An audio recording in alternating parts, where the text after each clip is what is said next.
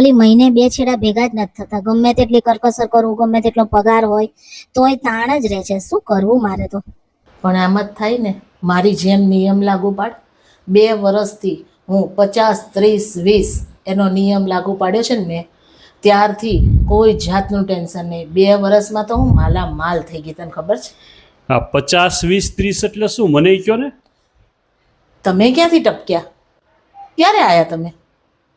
હમણાં આવ્યો. આ તમારી વાત સાંભળી એટલે વચ્ચે પૂછું છું. આ 50, 20, 30 છે શું તમારું? અને સિક્રેટ જાણી લીધું લ્યો આપણું. કંઈ નહીં. શું નક્કી કર્યું? ક્યાં જવું છે ફરવા? ક્યાં ફરવા જવું? આ બધું એક તો ઉનાળો એક બાજુ બાર તપે છે અને મારો મગજ તપે છે. 12 મહિનાના ઘઉં, મસાલા અને થોડાક સમય પહેલાં તેલ લીધું હતું. હમણાં છોકરાઓની ફી માથે આવીને ઊભી રહેશે. એમાં ક્યાં ભેગું થાય? ગમે એટલું કમાઈ લઈ આવી છે તો તકલીફ જ રહે ને. એમાંય તું પાછું એમ કે ફરવા લઈ જાઓ. મેં ક્યાં ફરવા જાઉં? અને ત્યારે ઓછે તો ક્યાંય જવું ન હોય નજીક, તો કે તારે છેટે જ જવું હોય બધે. તારે મોટી મોટી વાત જ કરી નાખવાની હોય. વાં લઈ જાઓ, વાં લઈ જાઓ, વાં લઈ જાઓ. બહુ જ હોય ને તો આ વખતે તારે પિયર આટો મારી આવો 15 દિનનો, મહિનાનો, તારે જેટલો મારો એટલો. છોકરાને લેતી જાજે. પિયર શું કરવા જવું? અહીંયા તો હું ગમે ત્યારે આડે દિવસે જઈ આવીશ. મારે ફરવા જવું છે અને તમારે કાયમીના રોદડા જ રોવાના ને. આ વખતે હું જ તમને ફરવા લઈ જઉં તો. ઓહો હો, તમે ફરવા લઈ જશો? પછી મારે લોન લેવાની છે? લોન લઈને લઈ જશો? આવો જ આઈડિયા છે ને તમારો કંઈક? લોને ના લેવી પડે તો? તો હારું કહેવાય. એ જાદુઈ છડી ફેરવવાના છો? આખી ટ્રીપનો ખર્ચો હું પોતે ઉપાડીશ. હોય નહીં. હા, 50, 30, 20. 50, 30, 20 એટલે શું? પૂછતા હતા ને હમણે 50, 30, 20. હા, મેં તમને 2 દિવસ પહેલાં એક હિસાબ આપ્યો તો ખબર છે? 500 આમ ગયા, 500 આમ ગયા અને બાકી રહ્યા 500 આડા અવડા આમ તેમ ગયા. એમ કઈને હું ભાગી ગઈ હતી, ખબર છે? યાદ છે તમને? હા, મને યાદ છે. એ 50, 30, 20 નો નિયમ છે.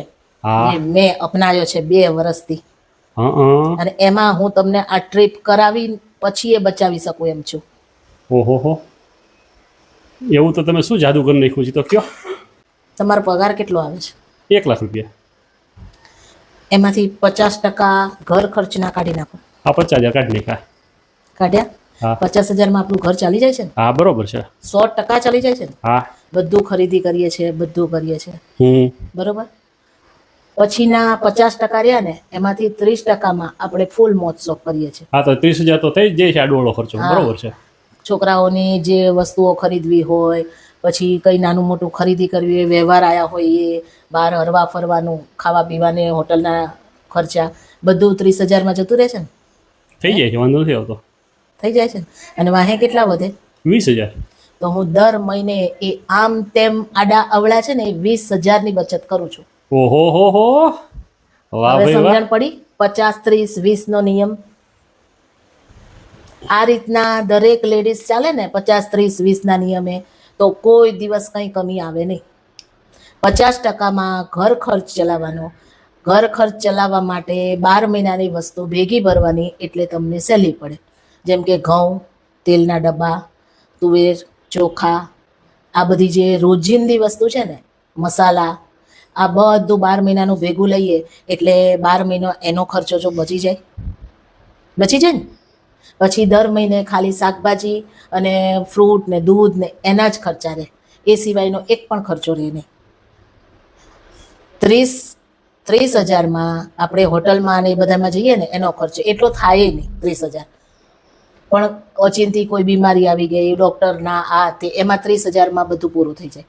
20,000ની દર મહિને ફરજિયાતની બચત કરવાની, એટલે કે 20%ની. આ કર્યું ને મેં 2 વર્ષ, સતત 2 વર્ષ મેં બચત કરીને, એટલે અત્યારે મારી પાસે એટલા રૂપિયા ભેગા થઈ ગયા. ઓહો હો. અને ઓલા 30%માં તે જો ક્યારેક વધે તો એ હું સીધા બચતમાં નાખી દેતી. તારો આઈડિયા જોરદાર છે હો. બાકી 50, 30, 20 આ આંકડો યાદ રાખી લઈએ એટલે કોઈ દિવસ કોઈ વાંધો આવે નહીં. સારું, હાલો હવે ક્યાં ફરવા જવું છે કે તમે કહો બુકિંગ ત્યાં. કરાવું. આ પેંડા કોણ આપી ગયું છે? ઓલી કાગડી છે ને મારી ફ્રેન્ડ, એ આપી ગઈ. શેના?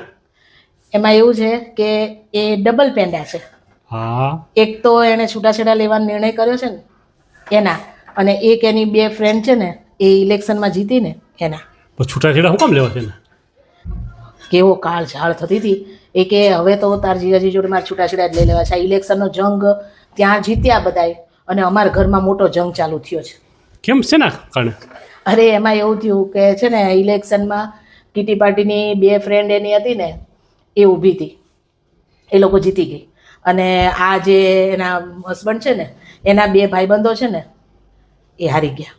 એમાં ઓલી એ પેંડા વેચ્યા બધાને અને ઓલો કાળ ઝાળ થતો હતો કે ના તું પેંડા ના વેચ, આટલી ખુશ છે નહીં થશે. તો કે મારી બેનપણી જીતીને એની હું ખુશ થઉં છું. તો ઓલા 2 ઘરમાં બાજ્યા તો કેવા બાજ્યા, છૂટાછેડા સુધી વાત આવી ગઈ છે.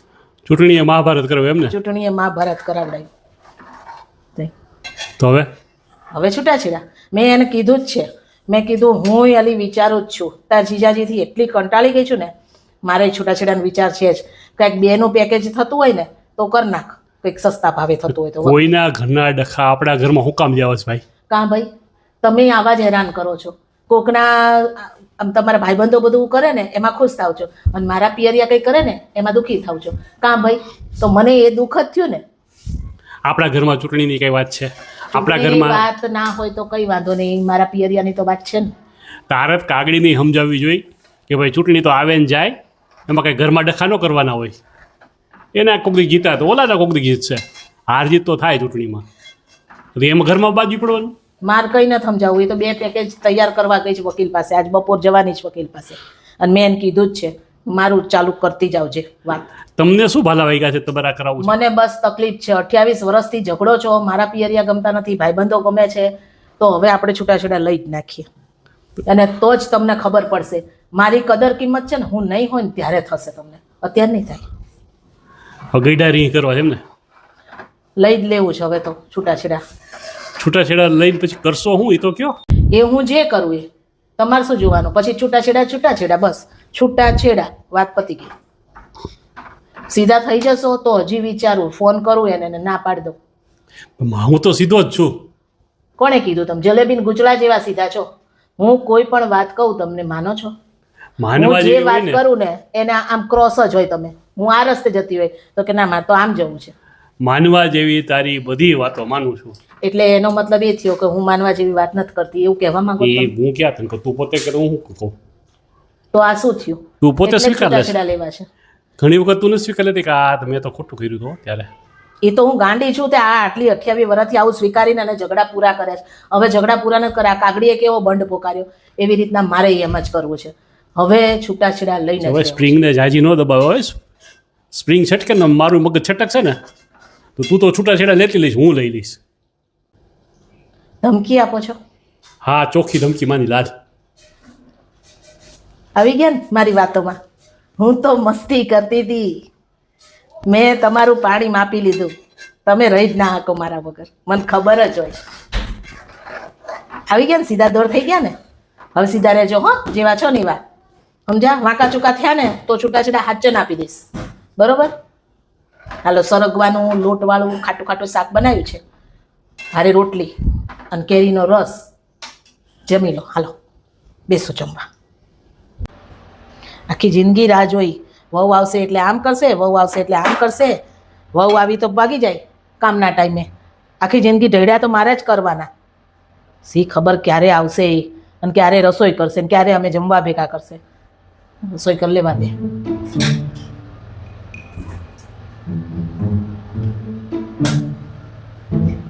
ओ लाल दुपट्टे वाली तेरा नाम तो बता. એ લાલ દુપટ્ટા વાળી, આ દુપટ્ટાનો કલર છે ને એવો તારો મોઢાનો કલર થઈ જાય ને એ પેલા રસોઈ કરવા માટે. કાલે ફેસબુક ઉપર મેં લોટ બાંધતી વખતનો એક વિડીયો મૂક્યો હતો ને, એમાં મારી એક ખાસ ફ્રેન્ડે મને એવી સજેશન આપી દીધું કે લોટાથી લોટ ના બાંધેલો ખબર. તો એમના કહેવા મુજબ મેં મારા જીવનમાં એક ફેરફાર કર્યો છે. હવેથી હું ગ્લાસમાં પાણી લઈ અને લોટ બાંધું છું. થેન્ક યુ રાજશ્રીબેન. આ વિડીયો ફક્ત તમારા માટે છે.